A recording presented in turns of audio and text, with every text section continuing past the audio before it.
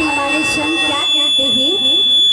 संतों की जग में है ये निशानी, संतों की जग में है ये निशानी।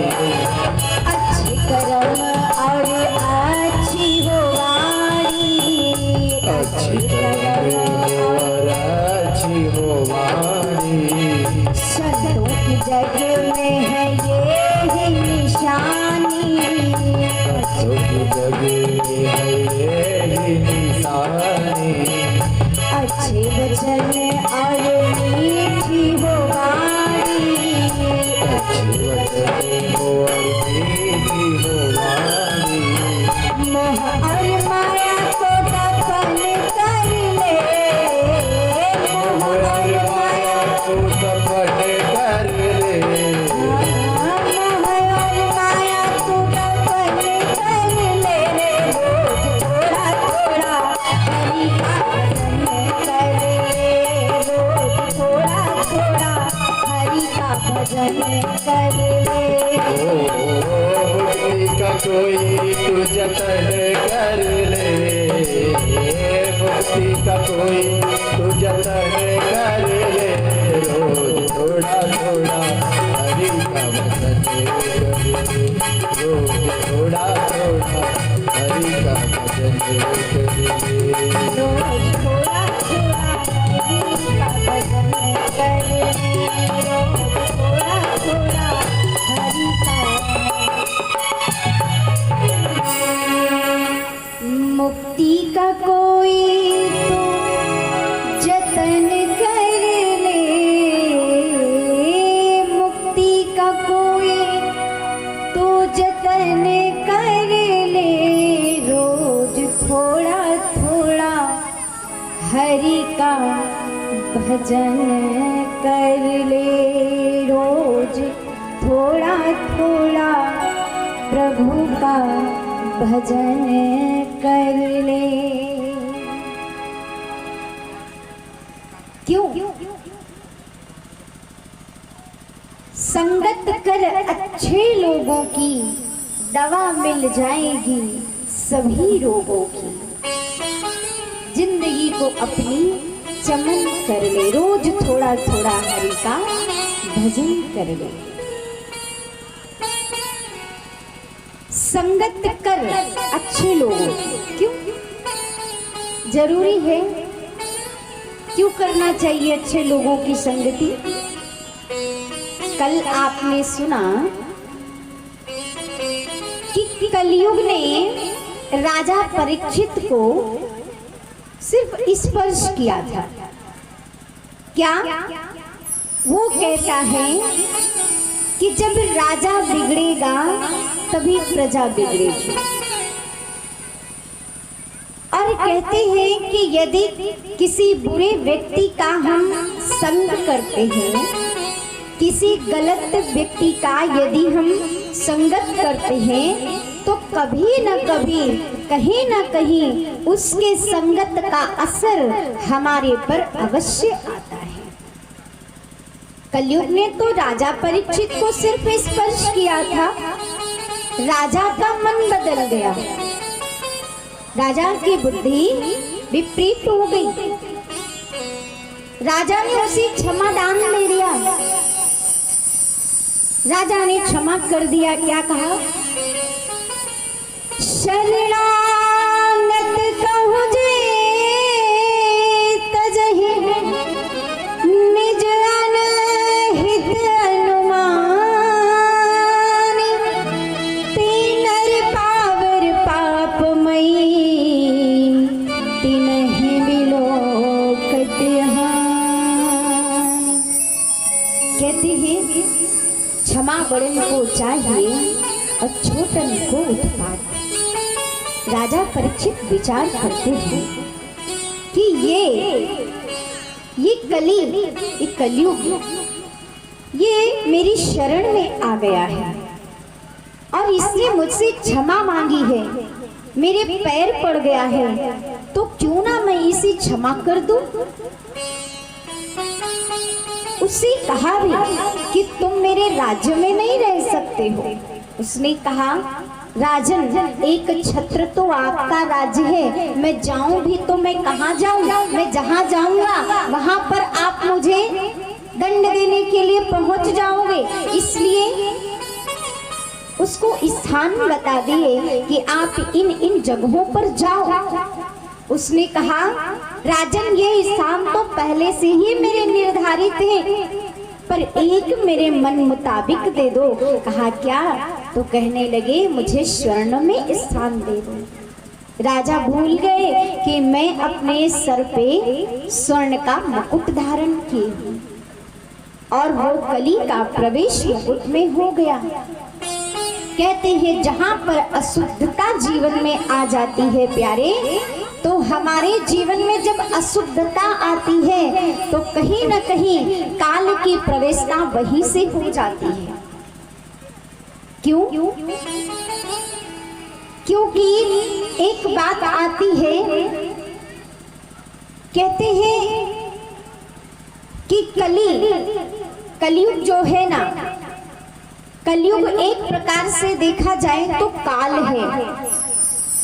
है, मृत्यु है। वो तो चाहता है कि आप कितना बुरा करो, कितना गलत करो, कि आपके जीवन में कोई पुण्य ना हो। लेकिन ये भागवत की कथा हमें सिखाती है कि नहीं, ऐसा नहीं होना चाहिए। कुछ अच्छी बातें हमें बताई जाती हैं जिनका अपने जीवन में पालन करना चाहिए, उनको धारण करना चाहिए। भागवत की कथा हमें धर्म के मार्ग पर चलना सिखाती है, धर्म के लक्षण बताती है। क्या? धर्मो रक्षति रक्षतः। धर्म की रक्षा यदि आप करोगे तो धर्म भी आपकी रक्षा करेगा। आप यदि धर्म का पालन ना करो तो क्या आपकी कोई रक्षा कर सकता है? नहीं कर सकता है। राजा परीक्षित ने उसको क्षमा तो कर दिया, पर विचार करते हैं इसके रहने से मेरे राज्य में तो अत्याचार बढ़ेगा, पापाचार बढ़ेगा, ये सबको सताएगा। विचार करते हैं। कलयुग कहता है, राजन आप क्या विचार कर रहे हो? आपको पता है मेरे में भले 99 बुराइयां हैं पर एक अच्छाई है, जो ना सतयुग में है, न त्रेता में है, न द्वापर में है, वो सिर्फ मुझ में है। कौन सी अच्छाई है? बुरा जो देखन में चला, बुरा न मिलिया को, जा दिल खो जा अपनो, कि मुझसे बुरा न को। राजा परीक्षित कहते हैं, अच्छा तुम्हारे में 99 बुराइयां हैं तो अच्छाई कौन सी है, जरा मुझे तो बताओ। कलयुग कहता है, राजन भले को मैं इतना बुरा हूं, परंतु कहते हैं किसी के तरफ एक उंगली उठाने से पहले अपनी तरफ 3 उंगलियां उठ जाती हैं, कि सामने वाले के अंदर यदि एक बुराई है तो तुम्हारे अंदर 3 बुराइयां हैं। तो स्वयं को देखना चाहिए। राजा परीक्षित कहते, अच्छा ठीक है, चलो बताओ कौन सी अच्छाई है। तो कलयुग कहता है, कलयुग केवल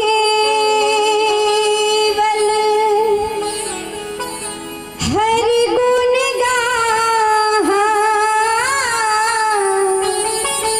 गावत नर पावई भव ठाहा।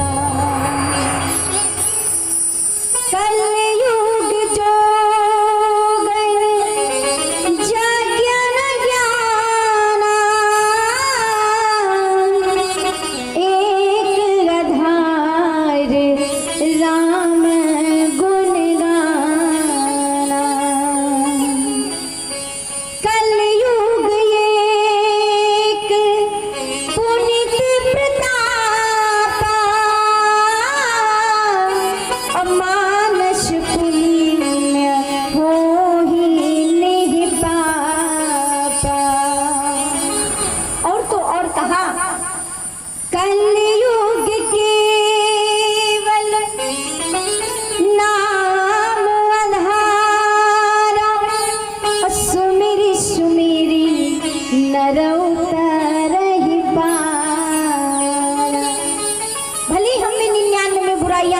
एक अच्छाई है कि कलयुग में लोगों के पास इतना समय नहीं होगा कि वो जप करेंगे, बैठकर तप करेंगे, पूजन करेंगे, यज्ञ करेंगे, हवन करेंगे। अरे उनके पास तो रोटी भी खाने की फुर्सत नहीं होगी।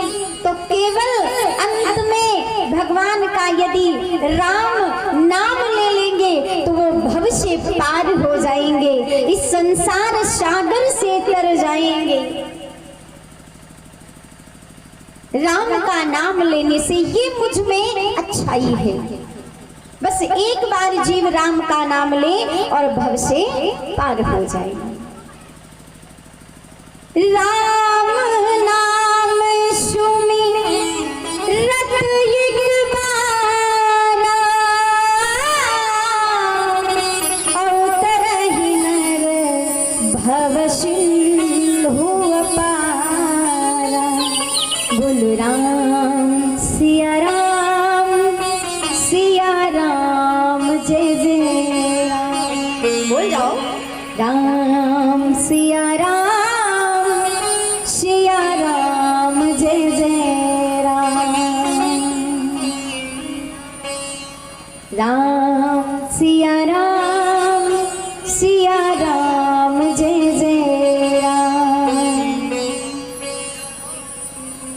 बोलो बोलो बोलो तो भाव से, आवाज नहीं आ रही है, और जोर बोलो।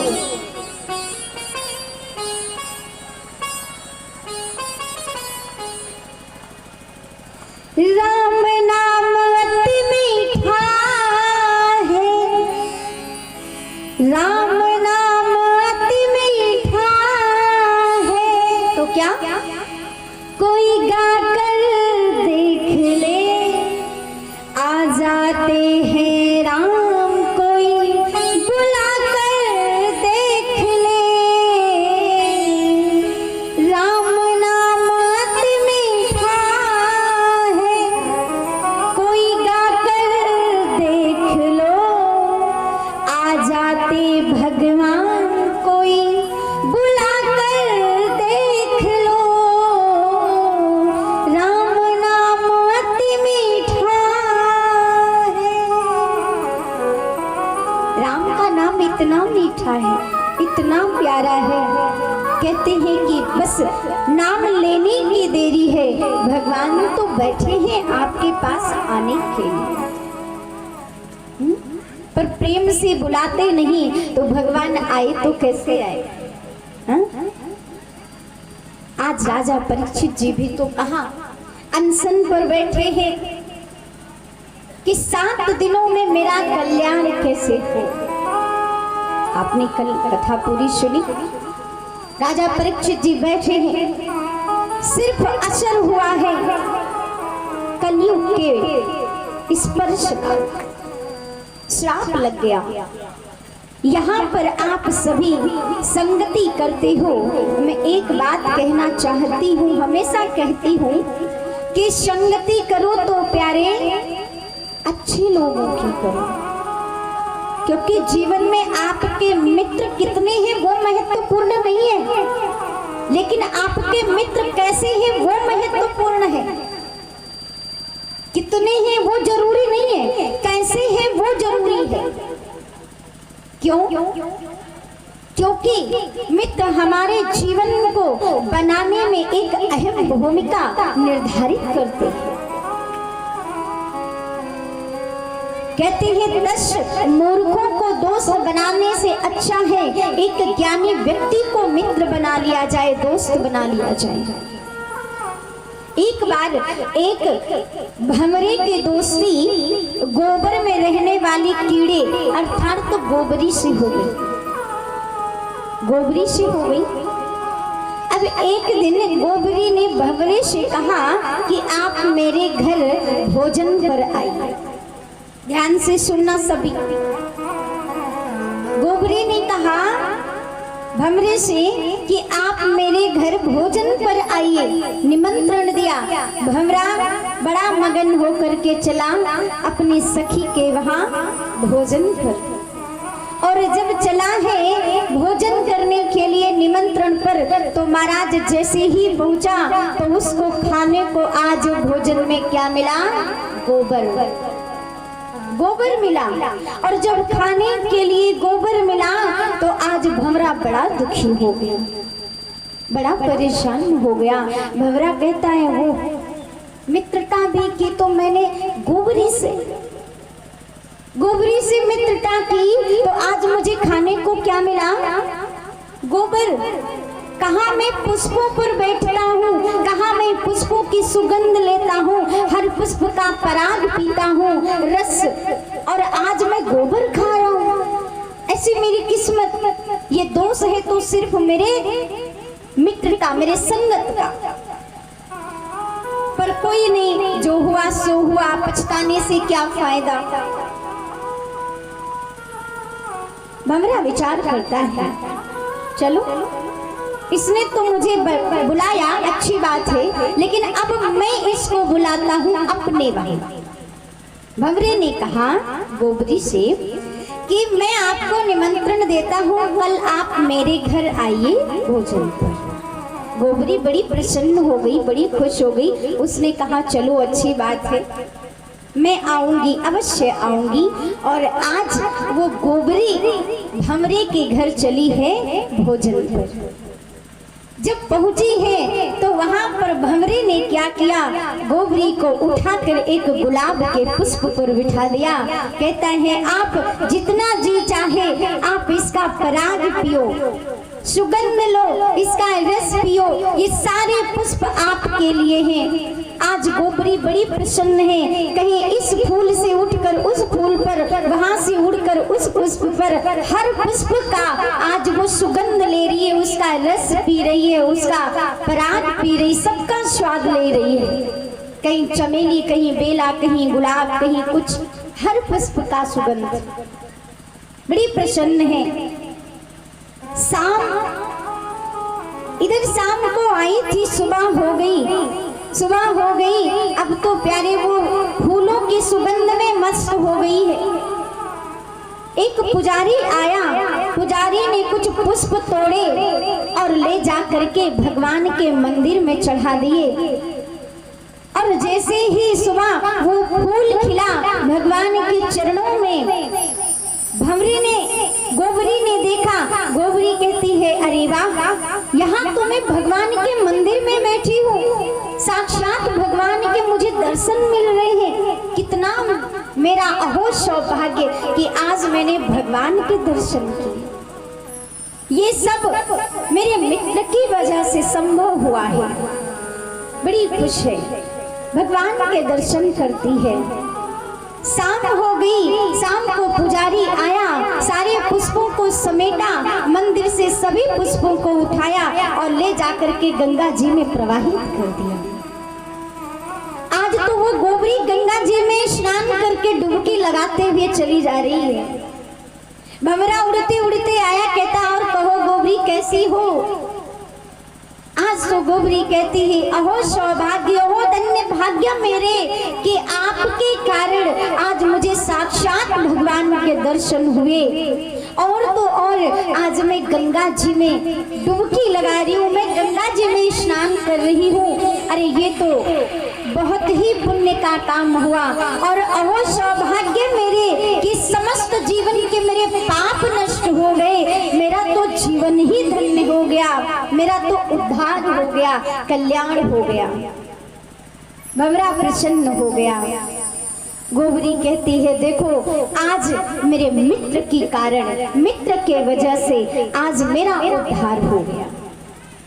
तो मित्र बनाओ, ऐसे संगति करो, ऐसे कि जिससे हमारा भविष्य उज्जवल बने, हमारा भविष्य उज्जवल बने, हमें सद्बुद्धि मिले। ना कि ऐसे मित्र बनाओ जो आपको नर्क की ओर लेके जाएं, आपके भविष्य को खतरे में डाल दें। इसलिए प्यारे, हमेशा संगति सोच विचार कर करना चाहिए। संगति ही हमारे जीवन में महत्वपूर्ण भूमिका अदा करती है। राजा परीक्षित जी जब गंगा के तट पर अनशन पर बैठे हैं तो महाराज वहां पर सभी संत ऋषि मुनि सब आए हुए हैं। सब विचार कर रहे हैं कि राजा परीक्षित सदैव धर्म का पालन करने वाले इतने धर्मी राजा, सभी को सुख देने वाले ऐसा महात्मा, इसको श्राप लगा है, क्या करूं? कैसे 7 दिनों में इनका उद्धार हो, कैसे इनका कल्याण हो? विचार कर ही रहे थे कि वहीं पर महाराज श्री सुखदेव मुनि महाराज का आगमन हो जाता है।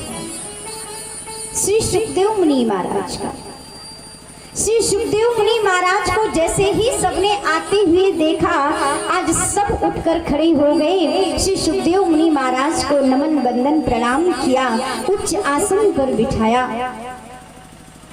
देखो, कहते हैं कि जब कोई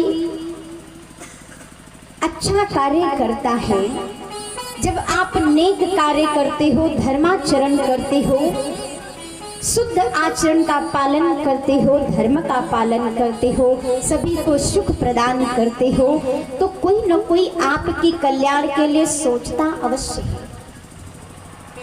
राजा परीक्षित के जैसे महात्मा, राजा परीक्षित के जैसे धर्मात्मा, उनके लिए कोई क्यों ना विचार करे?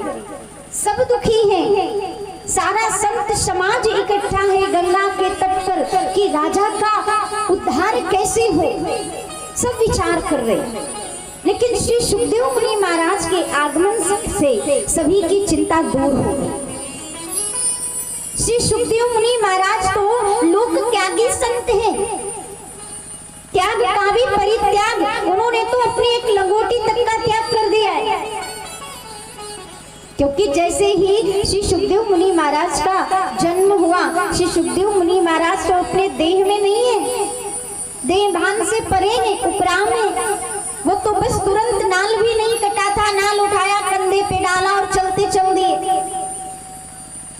व्यास नारायण जी परेशान हो गए, अरे ये तो मेरा पुत्र है, अभी तो इसका नाल भी नहीं कटा और इसका तो नामकरण संस्कार भी नहीं हुआ, यज्ञोपवीत भी नहीं हुआ, कुछ भी नहीं हुआ, और ये तो चल रहा है जंगल की ओर तपस्या करने। पीछे से ओ पुत्र बेटा कहते हुए चले जा रहे हैं। श्री सुखदेव मुनि महाराज के तरफ से वृक्षों ने, पेड़ पौधों ने उत्तर दिया, व्यास नारायण जी ये केवल आपका पुत्र नहीं है,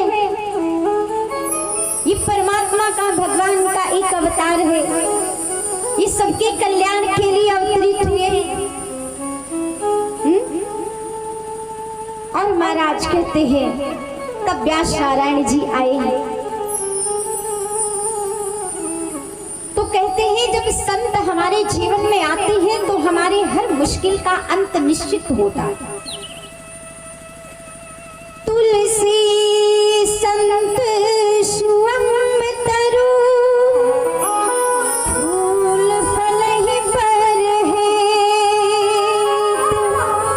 इत तेवे पाहन हने, उत तेवे फल दे। शैल शैलेन माणिक्यम मौक्तिकम न गजे गजे, साधवो नहि सर्वत्र चंदनम न वने वने। सत्संगत है कल्पतरु, श्रद्धा जाको मूल, जो तू चाहे मोक्ष फल, हरि चर्चा मत भूल। कहते हैं कि जैसे हर पर्वतों में मणि नहीं होती और जैसे मोती हर जगह नहीं पाए जाते, जैसे साधु सर्वत्र नहीं मिलते, जिस प्रकार हर वन में, हर जंगल में चंदन के वृक्ष नहीं पाए जाते, उसी प्रकार से संत जो होते हैं ना, संत शिरोमणि, ये आपको बहुत ही मुश्किल से प्राप्त होते हैं। और जब संत मिल जाए ना, तो संत का क्षण, और कहते हैं अन्न का कण कभी बर्बाद नहीं करना चाहिए, सफल करना चाहिए। संत मिल जाए ना, तो उनके पास बैठो, उनके पास जाओ, अपने कल्याण का, अपने उद्धार का उपाय पूछो कि जीवन तो गुजर रहा है, जीवन तो चल रहा है, जगत में कोई न परमानेंट, चाहे लगा लो कितना साबुन, चाहे लगा लो सेंट, जगत में कोई ना परमानेंट। इस संसार में जो कोई आया है सबको जाना है, अपन को भी जाना है, लेकिन कब जाना है वो नहीं पता। तो हमेशा अपने उद्धार का, अपने कल्याण का खोज करो। संत मिल जाए तो उनसे उपाय पूछो, क्योंकि संत हमें बड़े मुश्किल से मिलते हैं, ऐसे नहीं मिल जाते। तब कहा जाता था कि पानी पीजे छान के, गुरु कीजे जान के, लेकिन अब कहा जाता है कि पानी पीजे जान के, गुरु कीजे छान के, क्योंकि सर्वत्र वो संत शिरोमणि नहीं मिल जाते। बड़ी बड़ी बाल रखा लेंगे, दाढ़ी लगा लेंगे, चंदन बंदन लगा लेंगे, ये वेशभूषा से कोई संत नहीं बन जाता। संत स्वभाव होता है जो आपके सुख में कोसों दूर होगा, सुख में दिखाई नहीं पड़ेगा।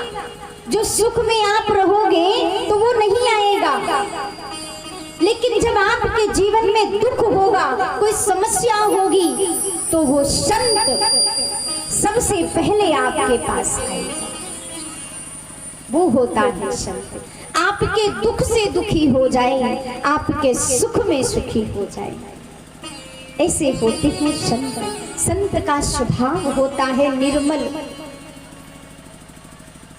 क्यों? क्योंकि संत हृदय नवनीत समाना।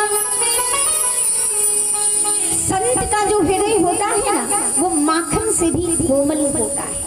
संत हृदय नवनीत समाना, माखन से तुलना की गई है। उस माखन से भी कोमल होता है संत का हृदय। और आज श्री सुखदेव मुनि महाराज जैसे ही राजन के पास पहुंचे हैं, क्योंकि संत यूं ही नहीं आ जाते। बड़े भाग्य जब जानिए, जब मिलने आवे संत, संतन को मिलनो करे, सब कष्टन को अंत। संत परम हितकारी, जगत माहि संत परम हितकारी। संत परम हितकारी, जगत माहि संत परम हितकारी। प्रभु पद प्रगट करावत प्रीति, प्रभु पद प्रगट करावत प्रीति। धर्म मिटावत भारी, जगत माहि संत परम हितकारी।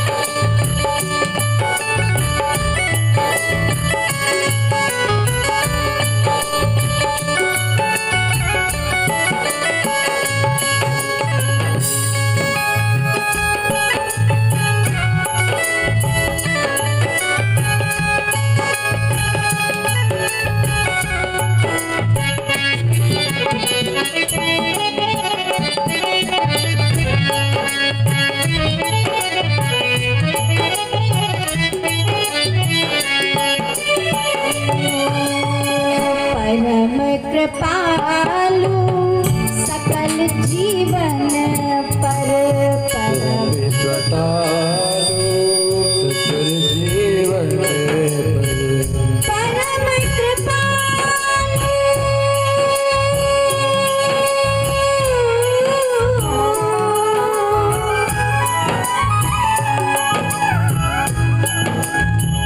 परम कृपालु सकल जीवन पर परम कृपालो सकल जीवन पर परम कृपालु सकल जीवन पर परम कृपालो सकल जीवन पर हरि सम सब दुख हारी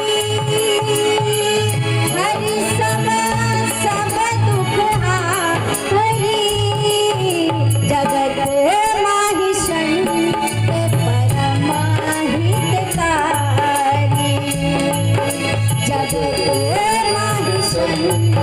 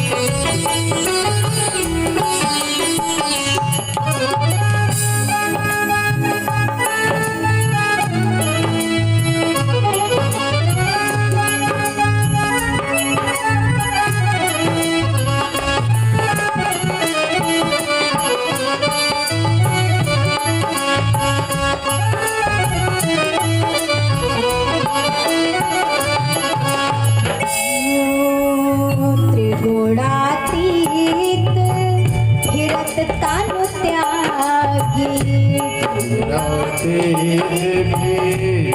तन त्यागी त्रिगुणातीत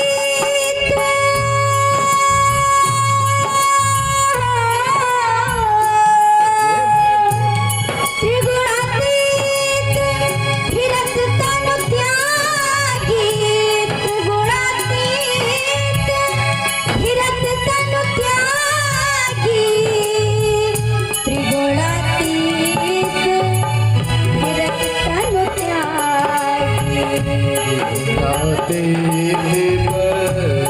तन त्यागी प्रीत जगत से न्यारी प्रीत जगत से न्यारी जगत माहि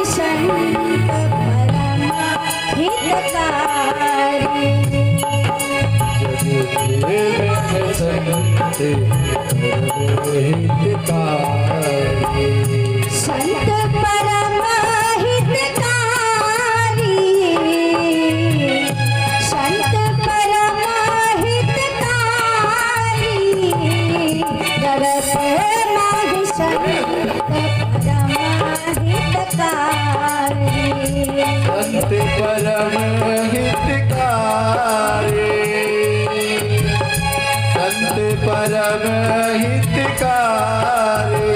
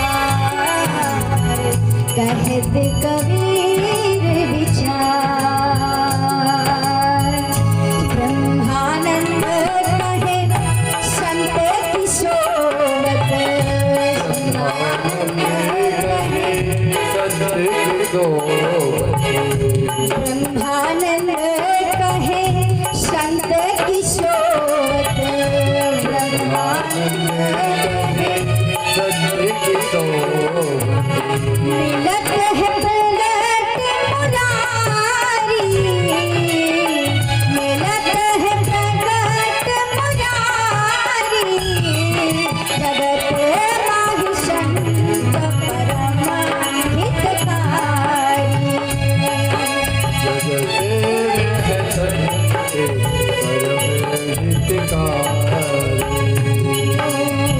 संत परम हितकारी, संत परम हितकारी, जगत माहि संत परम हितकारी, जगत माहि संत परम। प्रभु पद प्रगट करावत प्रीति। कैसे संत होते हैं? अपने आप से बुद्धि नहीं लगवाते हैं। प्रभु पद प्रगट करावत प्रीति, भरम मिटावत भारी, जगत माहि संत परम हितकारी।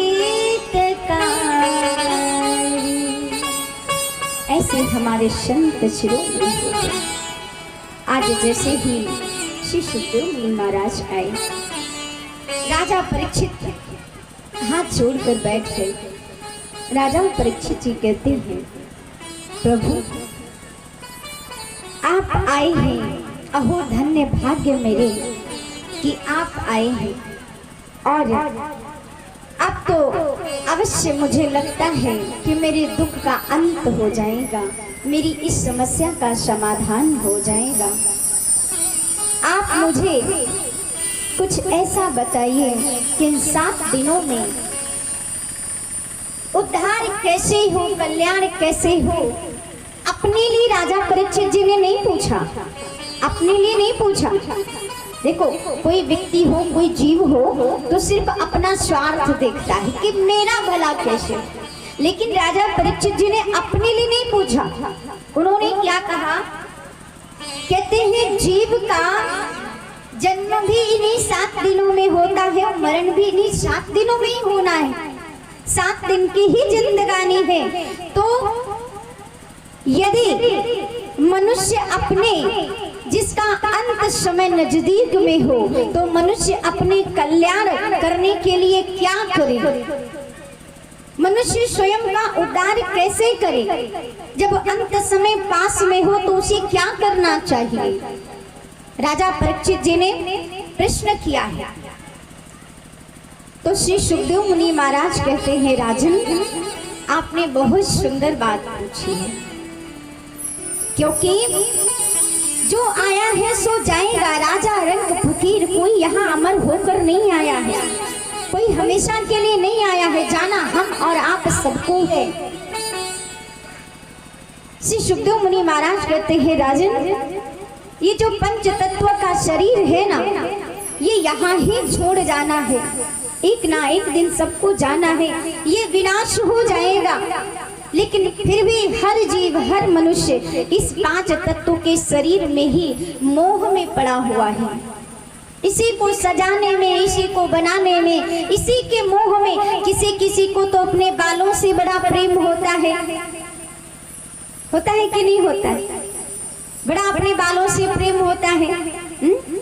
मेरे बाल लंबे हो जाएं, मेरे बाल इतने सुंदर हो जाएं। कोई कोई तो दिन रात अपना चेहरा ही सजाता रहता है। बड़ा काला पड़ गया है, बड़े दाग हो गए हैं, बड़े धब्बे, बड़ा सजाते रहते हैं। कोई कोई तो हमेशा कपड़ों में ही उनकी बड़ी रुचि होती है कि आज ये पहना है तो अब ये कपड़ा हम दोबारा पहनकर नातेदारी में नहीं जा सकते, रिश्तेदारी में नहीं जा सकते, क्योंकि जो एक बार देख लिया वही कहेगा क्या आपके पास एक ही है। हर चीज से मोह होता है। कोई तो प्रतिदिन नए नए उनको व्यंजन चाहिए। आज दाल बनी है तो कल उनको दूसरी सब्जी चाहिए, फिर कल तीसरी चाहिए। ऐसे कर करके उनको प्रतिदिन नया नया चाहिए। हर चीज में रुचि होती, हर चीज में मोह होता है। श्री सुखदेव मुनि महाराज कहते हैं, राजन यहाँ पर हर जीव मोह में फंसा है। उसको पता है जाना है, लेकिन तैयारी किसी की नहीं है। भगवान का भजन कोई नहीं करता है। कहते हैं अगर हर जीव अपना कल्याण चाहता है तो ये सप्ताह परायण की श्रीमद् भागवत की कथा हर जीव का उद्धार कर सकती है, मनुष्य का कल्याण कर सकती है। भगवान का भजन नित्य प्रति करना चाहिए, क्योंकि हे राजन, हर प्राणी से नित्य 5 स्थानों पर हिंसा होती रहती है। कौन से 5 स्थानों पर प्रतिदिन हिंसा होती है? ध्यान से सुनना। राजा परीक्षित ने बताया, राजा श्री सुखदेव मुनि महाराज जी ने बताया राजा परीक्षित को, कहते हैं एक तो चूल्हा जब आप उसको साफ सफाई करते हो सुबह सुबह, तो उसमें पता नहीं कितने कीड़े मकोड़े जीव जंतु होते हैं। उस साफ सफाई में सब साफ हो जाते, मर जाते हैं। एक तो ये पाप होता है। और दूसरा कहा चक्की, तब करते थे ना, ओखली में कूटते थे, चक्की में पीसा जाता था। तो कहते हैं कि चक्की में ना जाने कितने जीव जंतु पिस जाते हैं। कहते ना, गेहूं के साथ साथ घुन में पिस जाते हैं, कितने जीव जंतु मर जाते हैं, हम नहीं जान पाते। तीसरा, जल में रहने के स्थान पर, जहाँ पे जल भरा हो, हम सभी पांव रख कर निकलते हैं, कोई साधन लेकर निकलते हैं, पता नहीं कितने जीव जंतु कीटाणु उसमें मर जाते हैं। चौथा, जहाँ पर हम झाड़ू बुहारू करते हैं प्रतिदिन, उससे ना जाने कितने जीव मर जाते हैं। और पांचवा कहते हैं कि देखो, जब आप आग जलाते हो, उस कंडे में, उस लकड़ी में न जाने कितने जीव मर जाते हैं। इन 5 जगहों पर प्रतिदिन हिंसा होती है, प्रतिदिन पाप होता है। क्या हमारी ये मोटी बुद्धि इन जगहों पर जाती है, इन पापों पर जाती है? नहीं जाती है, रोज पाप होता है। तो कहते हैं कि यो तो दुनिया में देने को दिए जाते हैं नजराने बहुत, ये तो दुनिया में देने को दिए जाते हैं नजराने बहुत, लेकिन है कोई शहर जो सत्संग का मुकाबला करे। सत्संग के जैसा कोई नजराना नहीं है, सत्संग के जैसा कोई भेंट नहीं है, कोई सौगात नहीं है, और कोई संसार में ऐसा नहीं है जो सत्संग से मुकाबला कर सके। हरि चर्चा, भगवान की चर्चा, तू जो चाहे मोक्ष फल, हरि चर्चा मत भूल। भगवान की चर्चा, भगवान का भजन ही जीव के उद्धार का कारण बन सकता है। अन्यथा तो इस संसार में और कोई भी आपको इस संसार से पार नहीं कर सकता है, इस भविष्य पार नहीं कर सकता। श्री सुखदेव मुनि महाराज ने 24 अवतारों के बारे में बताया है कि भगवान परमात्मा का अवतार किन किन कारणों से कब कब होता है।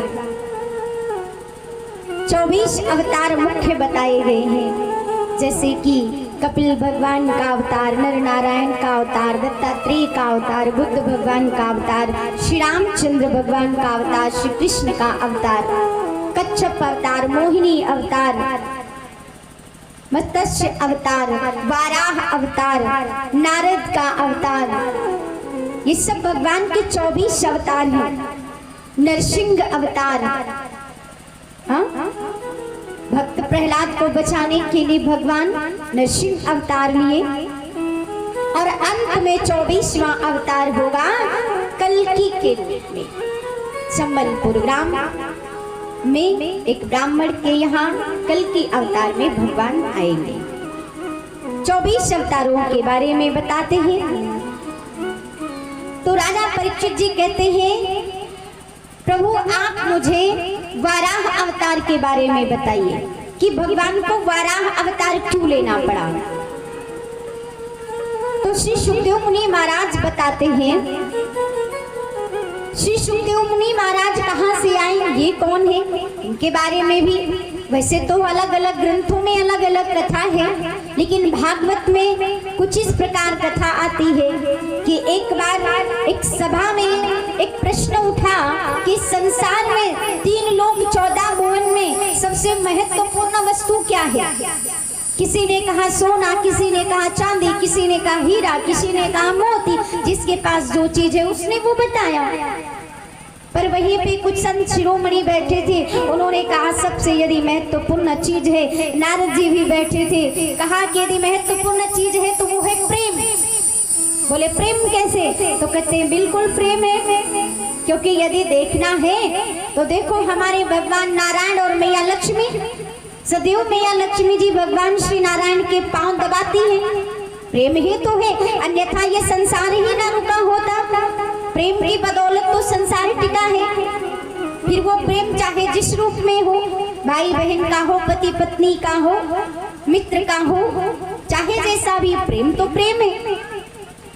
तो कहते हैं अच्छा, पर वहीं पे कुछ ब्रह्मा जी के भी भक्त बैठे थे, उन्होंने कहा कि देखो यदि प्रेम देखना है तो हमारे ब्रह्मा जी के और ब्रह्माणी जी के पास देखो, क्योंकि इन्होंने तो संसार की उत्पत्ति की है। कैसे, अगर भगवान विष्णु के पास प्रेम होता तो मध्य रात्रि में भगवान लक्ष्मी मैया को छोड़कर गजेंद्र को बचाने नहीं चले जाते। आधी रात्रि में मैया लक्ष्मी को छोड़कर भगवान विष्णु किसको बचाने गए, गजेंद्र को, उसका उद्धार करने के लिए गए। जब उसने पुकारा कि हे प्रभु आओ मेरी रक्षा करो, आधी रात में छोड़कर चले गए, ये प्रेम होता है। बोले अगर प्रेम देखना है तो मेरे ब्रह्मा जी के पास देखो।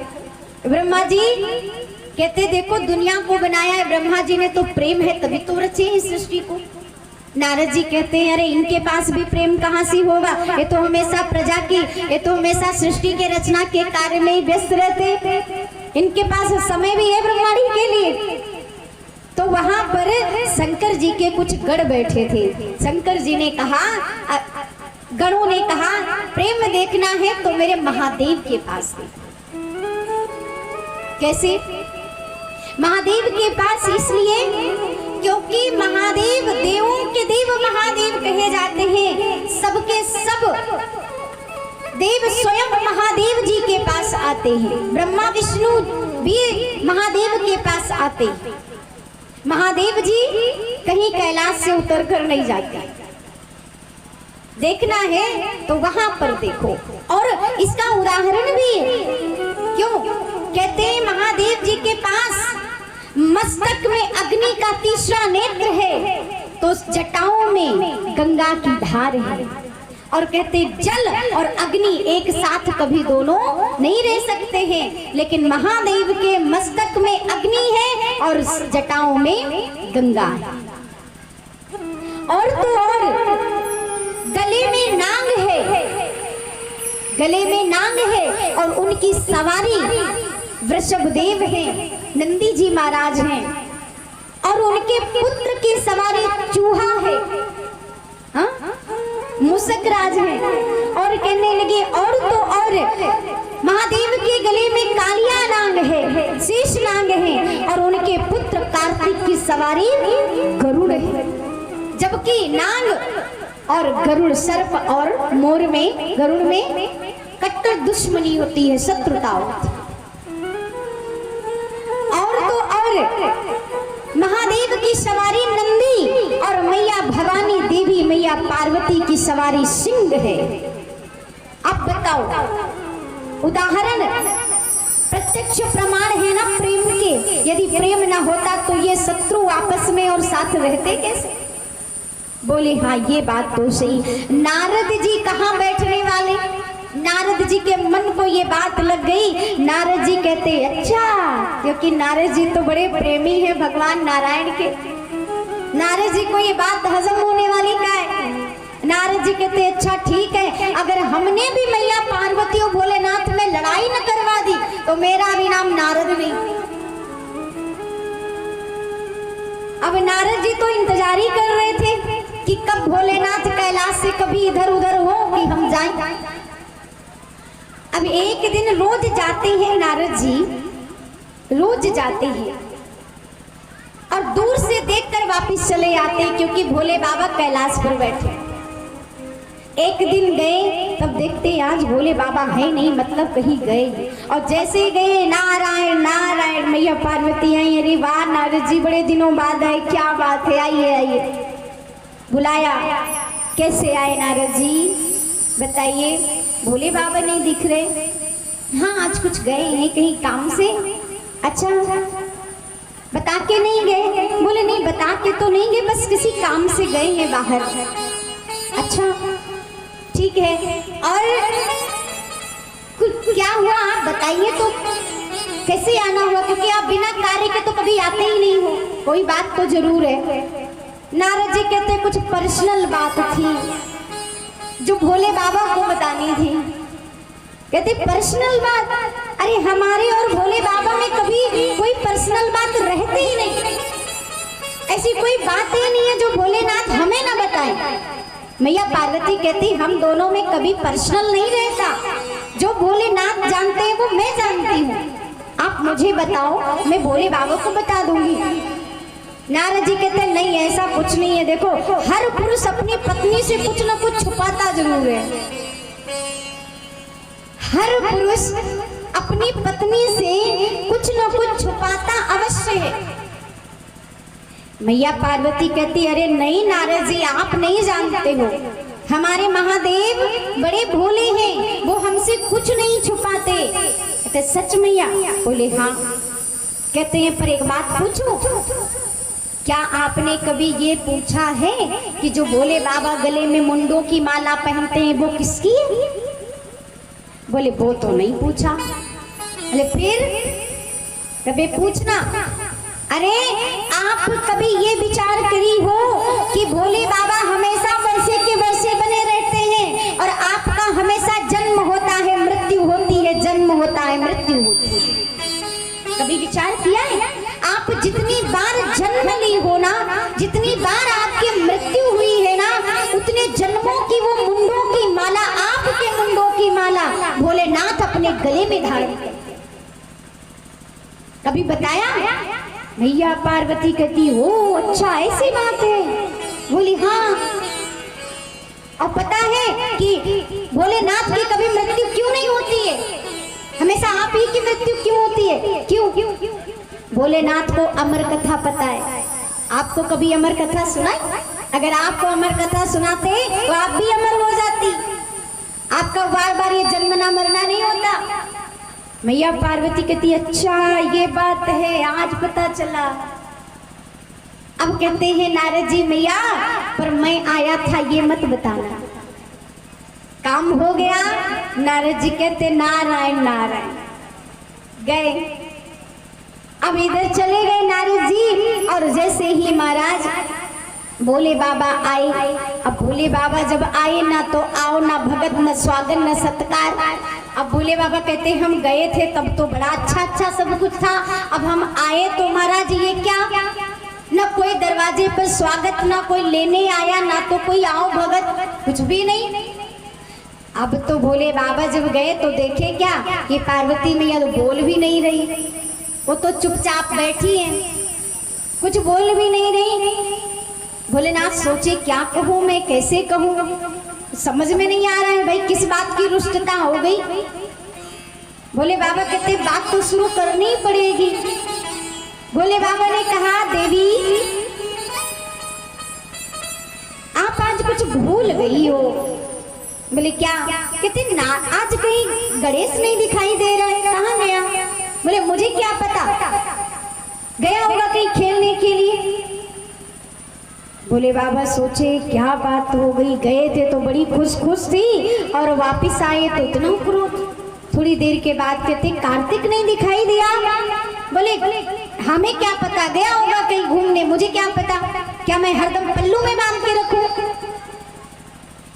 अब भोले बाबा कहते थोड़ी देर के बाद कि देवी आप कुछ आज भूल रही हो। बोले क्या? कहते सारा दिन हो गया आपने मुझे भांग घोट कर नहीं पिलाई। भांग घोट कर नहीं पिलाई? अच्छा, तो मैं गणेश को मोदक बना के खिलाऊं, कार्तिक को खीर बना कर खिलाऊं, तुम्हें हमेशा मैं भांग घोट कर पिलाऊं? अरे मैं इसीलिए लाई गई थी क्या? इसीलिए तो मुझे ब्याह पर लाए थे? हाँ, घर में रही तो मैं कभी कुछ काम नहीं किया, और जब से यहाँ आई हूँ तब से बस यही कर रही हूँ।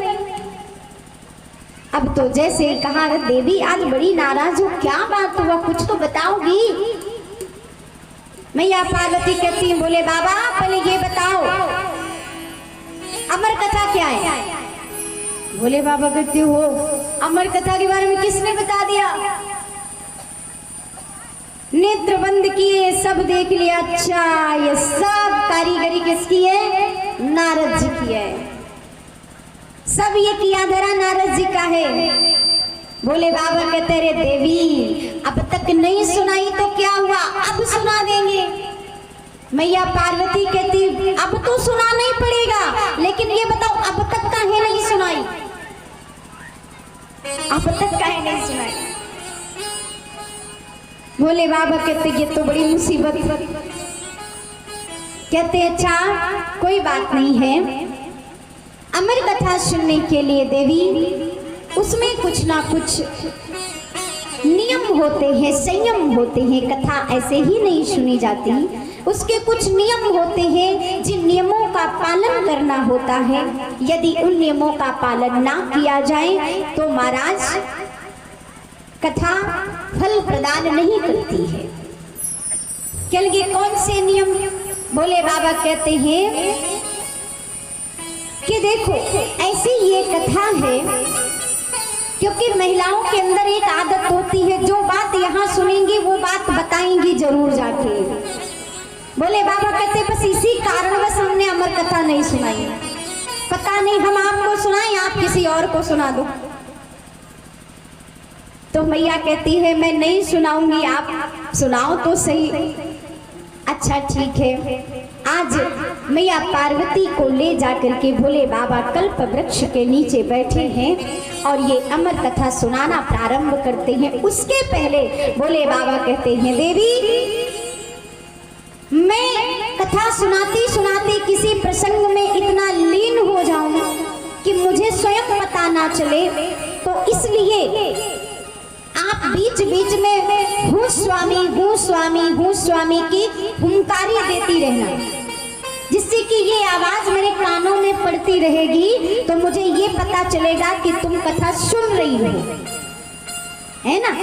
और अन्यथा मैं तो लीन हो जाऊं, पता चले तुम सो जाओ, तो कथा का क्या मतलब। और महाराज कथा हो नींद ना आए, ऐसा तो हो नहीं सकता।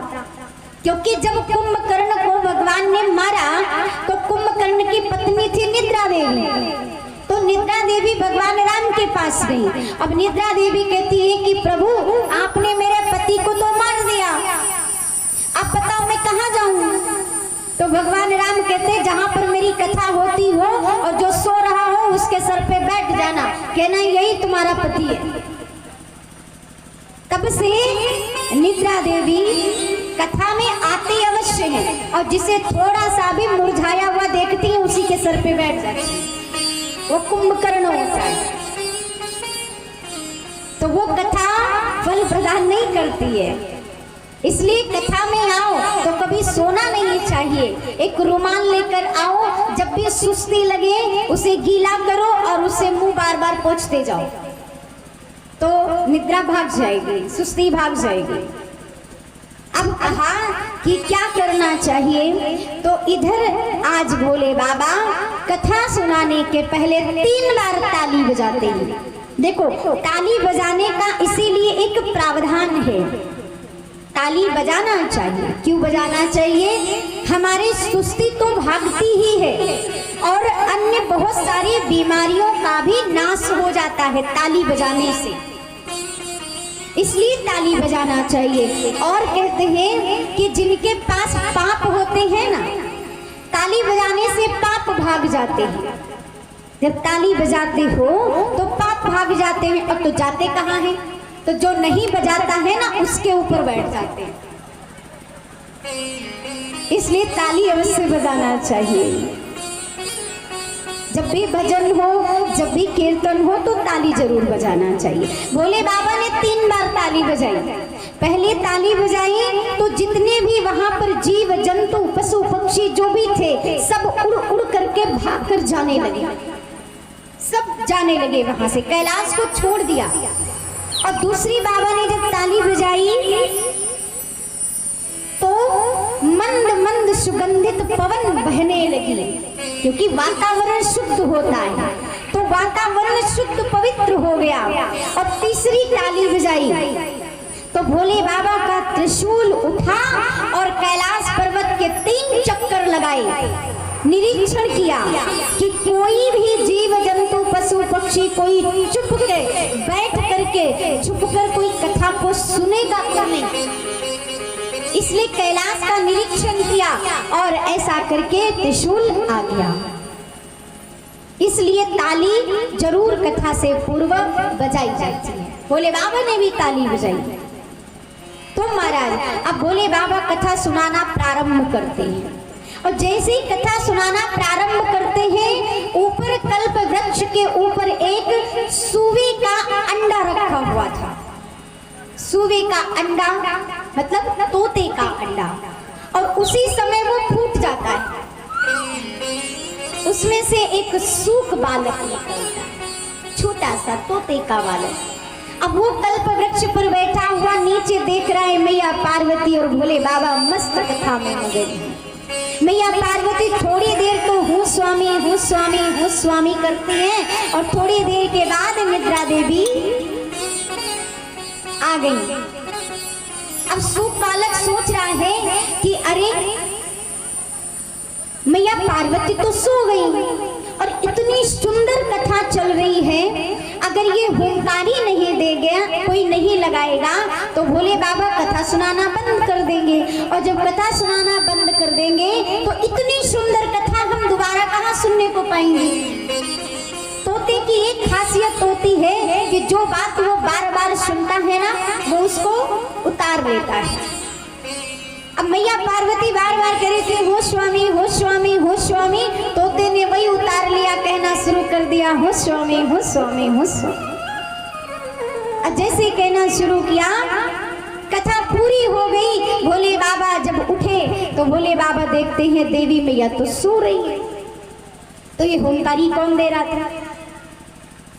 नदौड़ दौड़ाई चारों तरफ, दाएं बाएं देखा, इधर आगे पीछे देखा, कोई दिखाई नहीं दिया। तो कौन बोल रहा था, ऊपर नजर उठाई, जैसे ऊपर देखा तो सूक बालक बैठा हुआ, और जैसे सूक बालक को देखा भोले बाबा को क्रोध आ गया, और जब क्रोध आ गया तो महाराज आज भोले बाबा त्रिशूल उसके पीछे।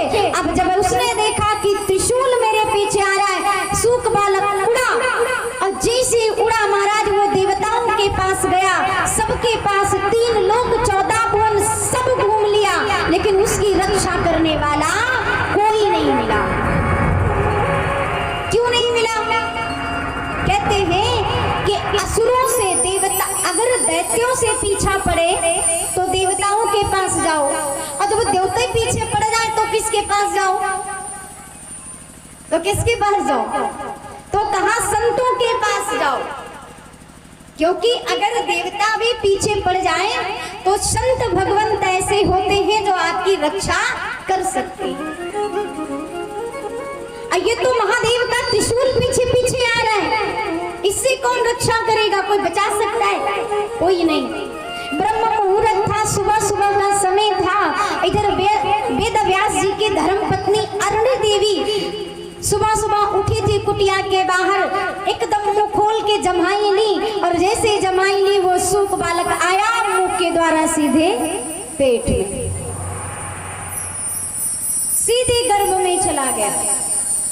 अब जब त्रिशूल बहुत देर तक वापस लौट कर नहीं आया, भोले बाबा सोचे त्रिशूल कहाँ गया, अभी तक वापस नहीं आया। भोले बाबा पहुंचे थे, भोले बाबा देखते हैं वेद व्यास जी के कुटिया के बाहर त्रिशूल खड़ा है। भोले बाबा सामने आए।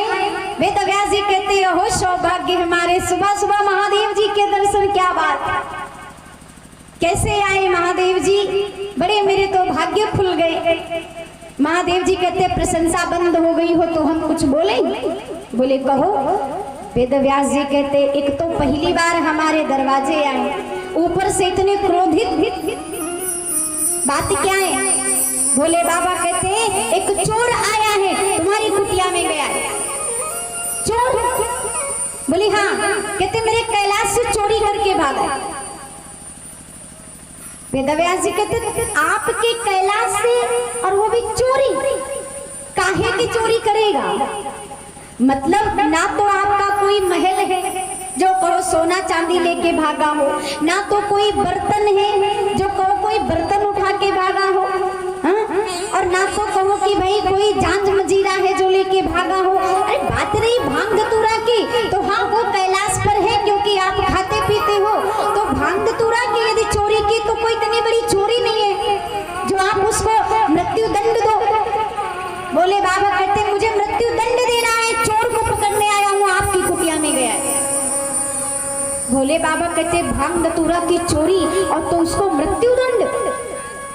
बाबा कहते भांग धतूरा की चोरी नहीं किया, मेरी अमर कथा चोरी से सुनी है। वेद व्यास जी कहते वारे वाह, क्या बात है, सच में कहा गया है कि आप वाकई में बहुत भोले हो। ऐसे हमारे भोले बाबा, हमारे जोगिया हो, हमारे जोगिया हो, हमारे जोगिया डम डम डमरू बजावेला, हमारे जोगिया डम डम डमरू बजावेला, हमारे जोगिया, हमारे जोगिया हो, हमारे जोगिया डम डम डमरू बजावेला, हमारे जोगिया डिम डिम डमरू बजावेला, हमारे जोगिया। ऐसे तो महादेव है, इतने भोले हैं, इतने प्यारे हैं, ऐसे भोले बाबा। और जब ऐसे भोले बाबा आज जब पहुंचे हैं तो वेद व्यास जी कहते अरे बाबा आप वाकई में बड़े भोले हो। क्यों? क्योंकि अगर आपकी अमर कथा उसने सुन ली तो वो तो अमर हो गया, आप उसे मार ही नहीं सकते। और चलो माना, आप देव के देव महादेव, कालों के काल महाकाल हो, आप मार भी सकते हो, आपके लिए कोई असंभव नहीं है, आप मार सकते हो। अगर आपने मार दिया तो फिर आपकी अमर कथा झूठी है। पहली बात तो आप मार नहीं सकते, मार दिए तो आपकी अमर कथा झूठी है। भोले बाबा विचार करते हैं बात तो सही कहा, बात तो सही कहा, मैं मार नहीं सकता, मार दिया तो अमर कथा झूठी, और अमर कथा झूठी नहीं हो सकती। भोले बाबा कहते हैं चलो ठीक है, मैं मारूंगा नहीं, लेकिन मैं इसे बंदी बनाऊंगा, अब बंदी बनाकर कैलाश पर रखूंगा। वेद व्यास जी कहते हैं अरे इससे ज्यादा धन्य भाग्य किसके होंगे कि 24 घंटे हमेशा आपकी नजर के सामने रहेगा, इससे ज्यादा सौभाग्य और क्या हो सकता है। भक्त मुनि संत युग बीत गए हैं कंदराओं में, गुफाओं में तपस्या करते करते एक झलक पाने के लिए, और ये हमेशा आपके पास रहेगा, इससे ज्यादा सौभाग्य क्या हो सकता है। ऐसी दया की दृष्टि भोले बाबा सब पर करते हैं। इधर दया की फेर दो शंभु, जैसे भोले बाबा ने आज श्री सुखदेव मुनि महाराज के ऊपर दया कर रहे, उस सूत बालक के ऊपर दया कर रहे। आप सभी प्रार्थना करो, आज महाशिवरात्रि है, कि भोले बाबा ऐसी दया की दृष्टि हम पर भी बनाए। कैसी? दया की फेर दो शंभु, नजर अब मुझे अभागे पर। दया की फेर दो शंभु, की मुझे अभागे पर। दया की फेर दो शंभु, नजर अब मुझे अभागे पर। दया की फेर दो शंभु, अभागे पर।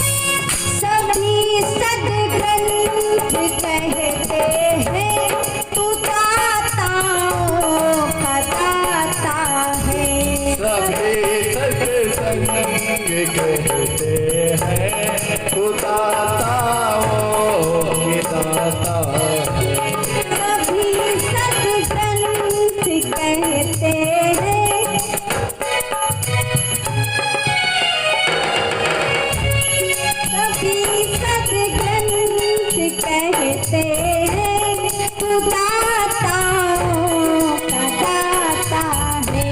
सभी सत्संग कहते हैं तू दाताओं की दाता है। लुटा दी स्वर्ग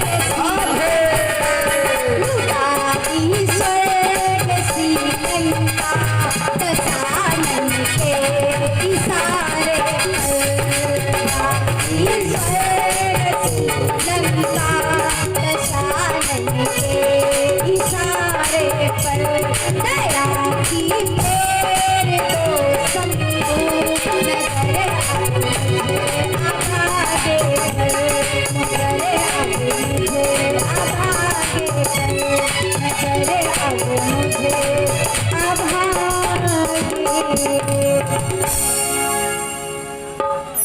दया की फेर दो शंभु नजर अब मुझे अभागे पर। ऐसे महादेव भोले बाबा आज जैसे ही कहते हैं अच्छा ठीक है वेदव्यास जी अब मुझे वो शूक बालक दीजिए। वेदव्यास जी कहते हैं देखिए महाराज भोले बाबा अब वो शूक बालक तो हमारी धर्म पत्नी के गर्भ में चला गया है और वो तो गर्भ में है और आपको तो पता है कि जो भी जीव एक बार गर्भ में आ जाता है तो वो 9 महीने के बाद ही वो गर्भ से बाहर हो सकता है। अब आपको इंतजार करना पड़ेगा। हेलो राधेश श्री राधे राधेश कुमार कुशवाहा जी ने दीदी जी के इस